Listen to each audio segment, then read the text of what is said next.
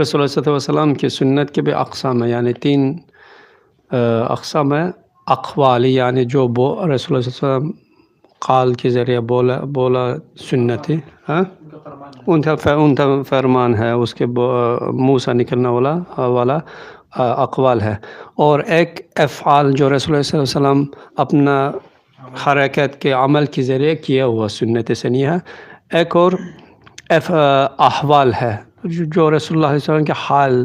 اس کی زندگی کے اندر مختلف حالات ہوتی ہے، مثلا کھانا پینا، اس کے احوال ہے، ٹھیک ہے۔ یہ بھی مسئلہ 3 قسم ہے، یعنی فرائض، نوافل اور عادات سنیہ کہا جاتی ہے۔ مثلا فرائض اور واجب کے قسم اتباع کرنا کہ ہر انسان کی مجبوریت ہے، مثلا جو رسول اللہ صلی اللہ علیہ وسلم کے مثلا فرض نماز فرض بھی ہے، سنت یعنی رسول اللہ کے لیے ہونا کی وجہ سے سنت بھی ہے، یعنی ہر لوگ کی اس کا اتباع ہے۔ روزہ جو دین کی اوامر اور احکامات ہیں، اللہ تعالیٰ امر کیا ہے، اور ان کے اوپر عمل کرنا ہر انسان کے لیے فرض ہے، اور اس کے ترک کرنا میں عذاب جہنم ہے، اللہ تعالیٰ کی عذاب آ جائے گا۔ نوافل قسم بھی یعنی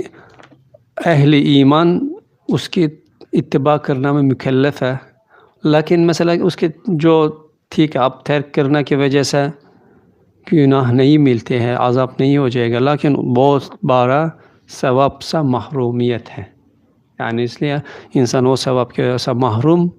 نہیں ہونا چاہیے، کیونکہ آخرت میں ہر انسان یعنی کبھی بعض قول میں آتے ہیں کہ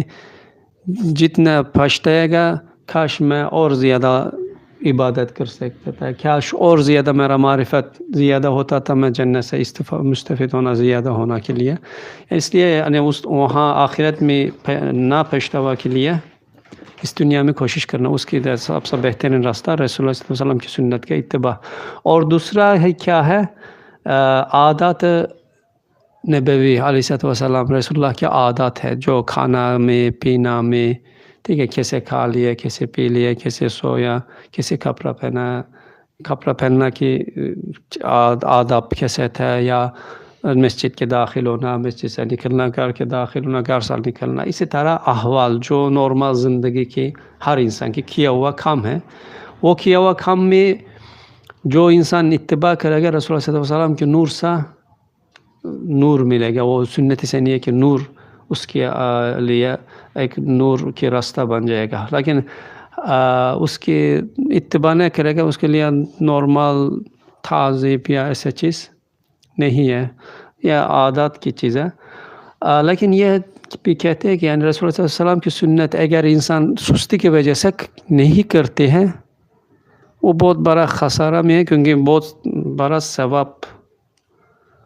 سے محروم ہو جاتے ہیں۔ نہیں سستی کی وجہ سے نہیں، لیکن اہمیت نہیں اگر دیتی ہیں، وہ بہت بڑا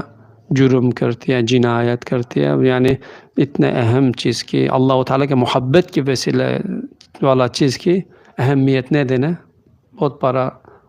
جرم ہے، خسارہ ہے۔ نہیں تیسرا کیا، تنقید کرتی ہے، اللہ نہ کرے سنت کے کوئی ایسا سوچتے ہیں کہ یا اتنا اچھا چیز نہیں، یا اس سے بہترین بھی ہو سکتا ہے، اس کی تنقید کرنا، اس کی اعتراض کرنا سنت پر، وہ دلالت عظیم ہے، یعنی اس میں انسان اللہ نہ کرے،